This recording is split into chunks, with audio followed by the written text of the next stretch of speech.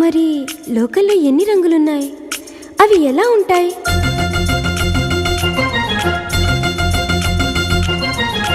బుగ్గ మీద వెచ్చని సిగ్గు వచ్చినప్పుడు దానిని అడుగు, ఎర్రదనం అంటే చెబుతుంది.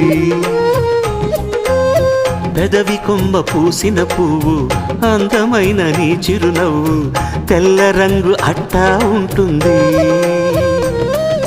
నీలో నిలువున పులకలు రేగిన వేళ నువ్వే పచ్చని పైరువు అవుతావమ్మా.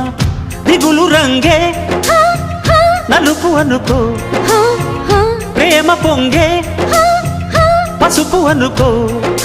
భావాలను గమనిస్తుంటే ప్రతి రంగును చూస్తున్నట్టే, చూపులు ఎవరివైనా చూపించే లోకం ఒకటి. నేస్తమా ఇద్దరి